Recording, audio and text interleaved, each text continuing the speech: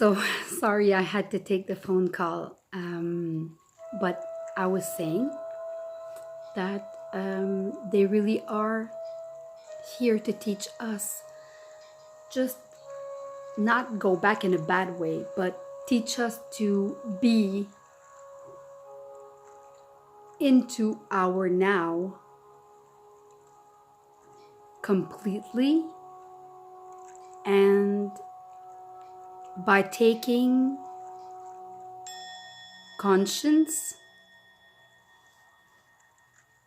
by being conscious about being here with our inner child, our innocent look on life, like we were when we were kids. And I really feel that my son, who is 8 years old, is my inspiration, but also he wants to help me. And I feel that we could meet a great team, because when I started to giving him the pill, I asked him to ask his body if it was okay, and he said yes. I feel bad about it. I feel it's not the right thing to do because of the effects it can have on his health long term. I have read some stuff, and I have been told from people who are sick now because they were taking the pills since they were very young. And I am not a doctor, so this is not a medical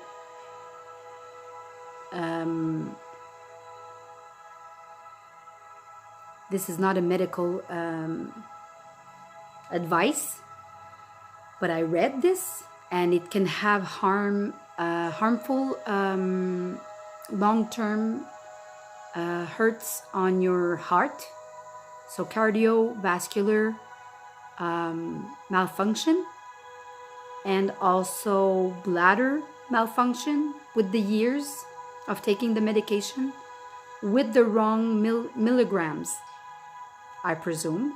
But I'm not a doctor, and I'm not saying this.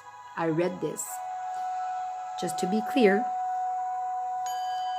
And I also read a lot about indigo children and crystal children, and how they might be perceived as ADHD, perceived as autistic, perceived as Asperger.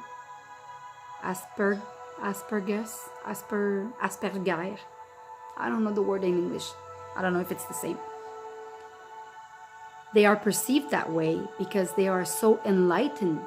They are so connected to their inner light, into their now, into their child, and still connected to the life they had before, their light body, and we compress them. Well, first they are compressed in a human body. So they come from light body into physical body, and some of them feel compressed about it. This is what I read. And some of them feel so compressed that they might even develop some handicaps.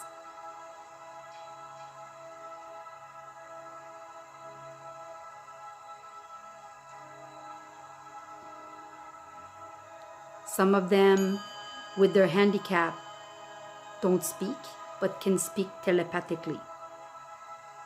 Well, they all can. We all can, but that's the way they make the communication with their parents or other sources around them. So what I'm saying is that I want to help. I want to be the change I want to see in the world. I want to be part of this. I want to be part of the change. And I would really love to soften the gaze we have on ADHD and autism, just to soften the gaze. And that's why I made some definitions that are definitely aligned with my message, that we are all divine and that they all here for us to teach us. And I'm realizing that not everyone is awakening to this. And I live in Quebec, Canada. And I think maybe we are ones that are not open-minded because we're scared.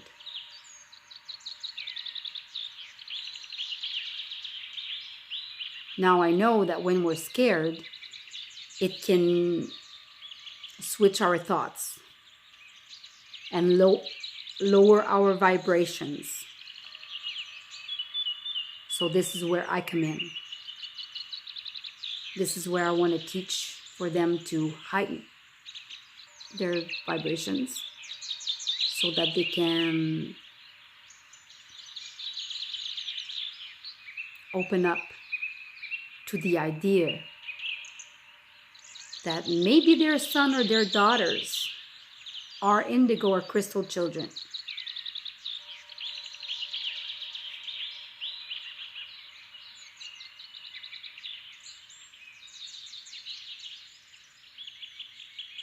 I really feel that this is my mission in life. I really feel this because I have my son as an example. And I live with his difference and my difference, because I could say I'm an ADHD, right? Everybody can say we have ADHD. I mean, who didn't have a attention deficit disorder in school when we were young? I was always in detention because I was talking a lot. I was always put the desk in front of the teacher because I would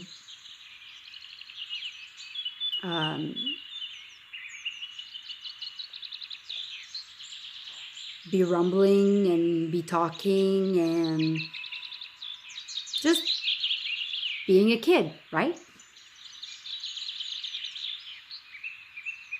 And probably now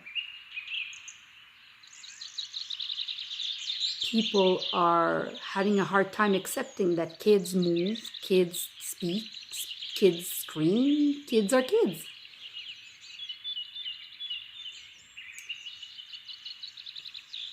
And like my parents told me, when we were young, we were not going that much out with our parents, right?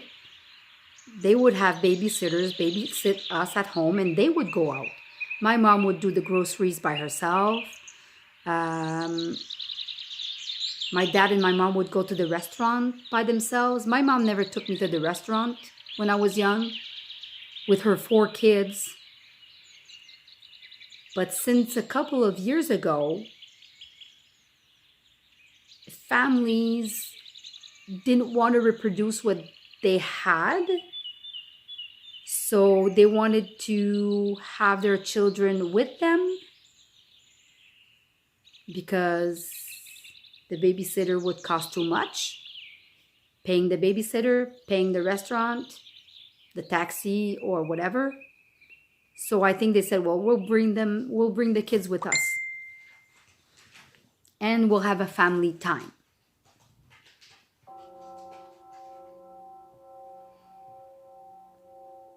What this caused is that people around who don't have any kids, who are usually in between adults in the restaurant, now are placed with families. And this can be disturbing to people who don't have kids, with sitting in a restaurant, eating a nice plate of food, paying for that, and having kids run around, having kids jump on the seats, having kids scream, talk loud, laugh loud. And people are trying their best to teach their kids to stay seated. You're in a restaurant.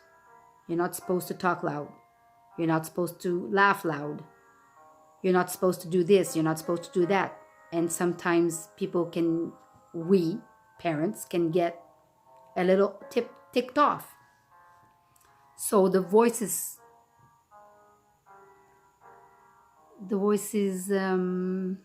harsher. The voice is higher. And these people around are like, oh my God, this is what you do to your kids. This is unacceptable, blah, blah, blah. So it's quite a challenging time for parents, for kids, for people around who don't have kids.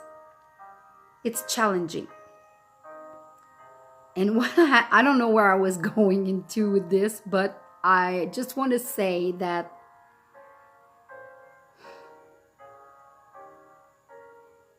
parents need to take their responsibility towards themselves for what's happening outside of them.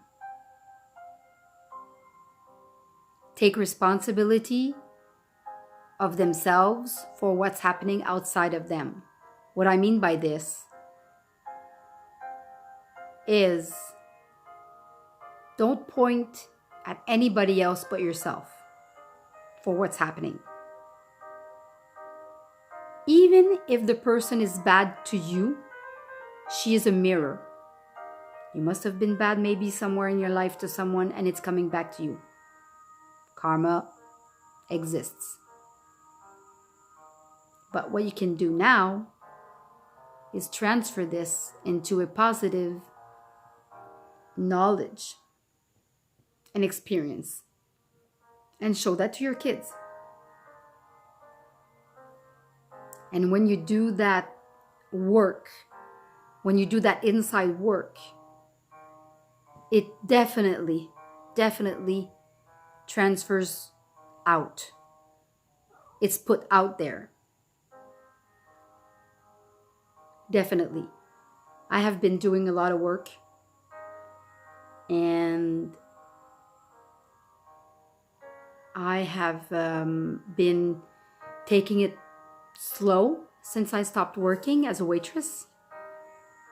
I don't say it was easy, but I've been taking it slow as much as I can. A lot of impatience, but I'm working on that. But I realize that when we slow down, our life becomes clearer. If you go fast in a car, if you go fast driving your car, what do you see? Nothing. The only thing you see is like right in front of you, right? Trees, the blue sky, the mountains. You don't see anything of that. But if you slow down, you can peacefully be connected to the present and look around and see the night sky, the sunset, the mountains, whatever. So having this taking in, this knowledge taking in, I really feel that I'm doing the good thing And I really feel that parents could do this too, because there is no perfect timing for anything. There is no perfect timing for anything. You can plan ahead, but you never know if the plan is going to be honored, because you never know what's going to happen.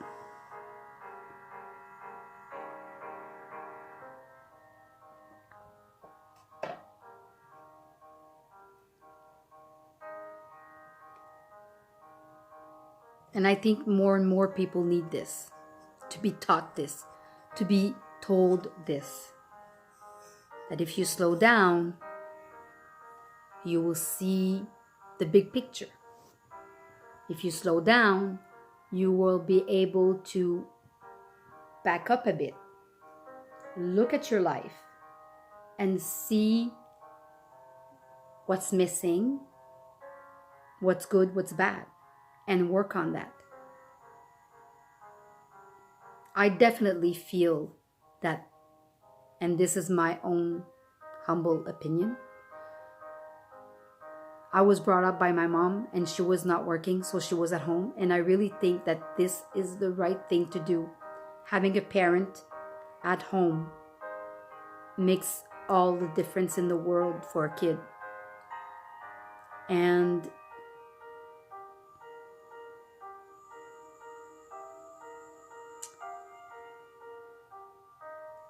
if everybody could just maybe understand that, I just have to plug my phone. If people would understand that it is a choice. Just wait a second. Sorry about that.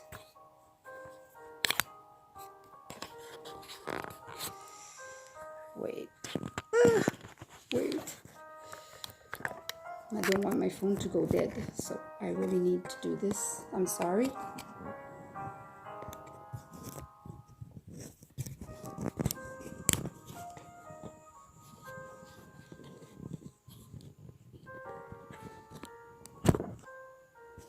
So I think I'll hold it in my hand.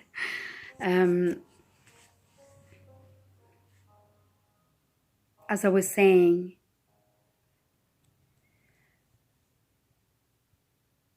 if people would know that there was a choice, that if you take life a little slower, if you take life a little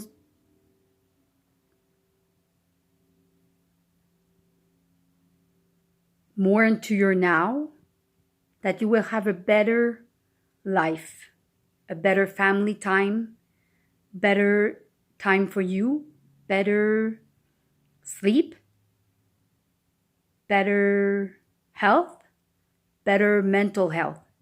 Because if we continue running like we're running now,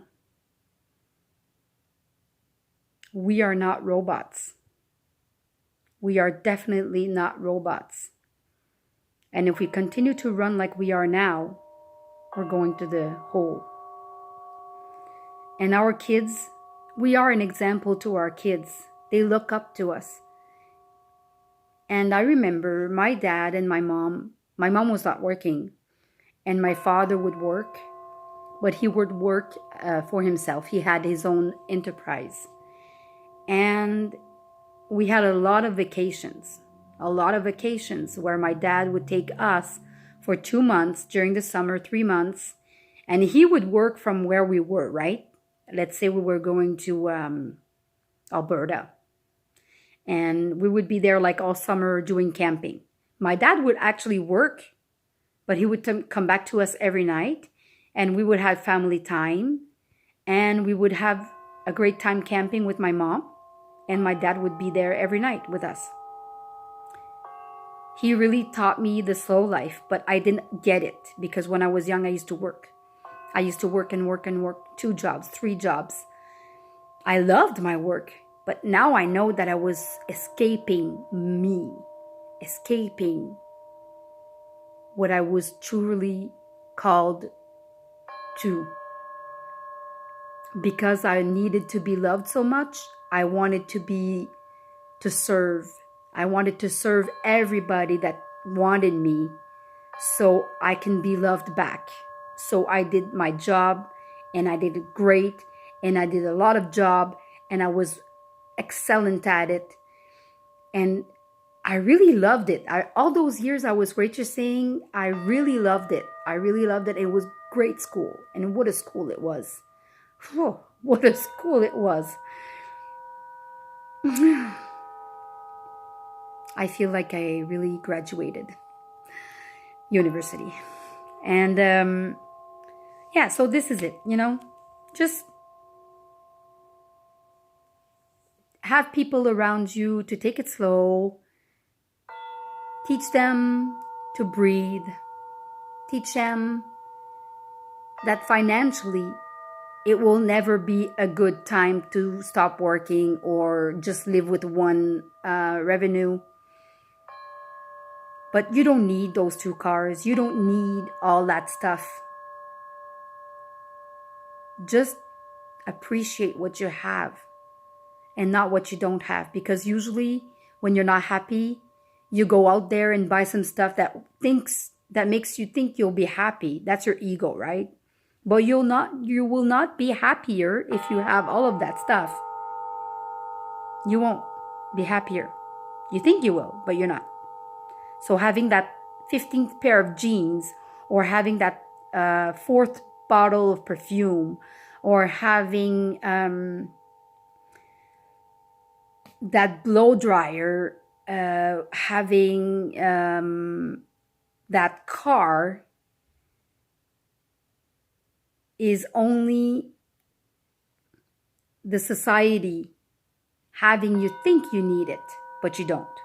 You really don't. And I really wish people come to this acknowledgement that we all have what we need right here, right now. And I would have not known this if I had not had my burnout, if I had not had my depression, if I had not left that job where I was so miserable, so miserable. I was so miserable. And I go back there sometimes and I eat a breakfast and I look around and I'm like, why did I wait so long to get out of this? But it's all okay. But I mean, I'm really having some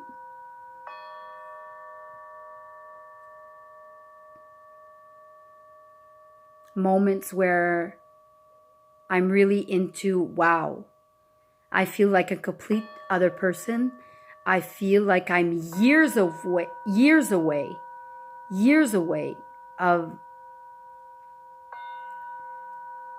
leaving that job.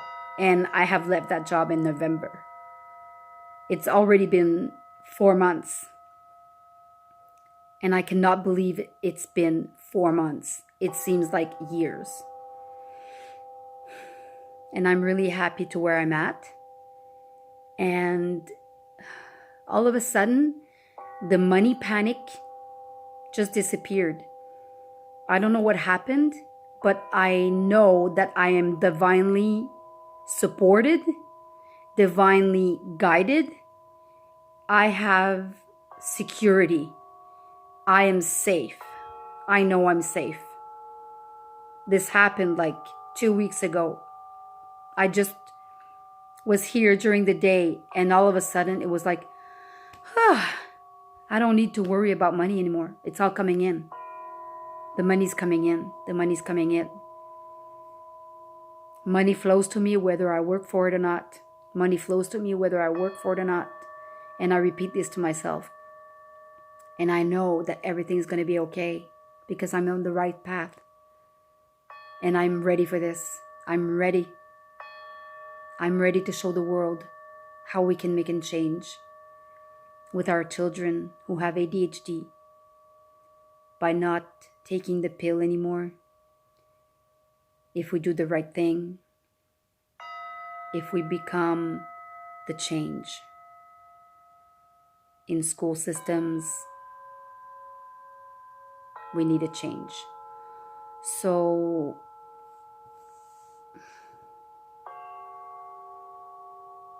my dream, right? My dream is to open centers around the globe for children, for the children of the new world. So if you have children, and if you hear them talk about invisible friends, or you hear them say stuff that are not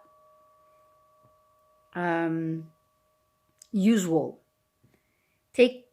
just take notes of them. Take notes of that. Keep them in a nice book.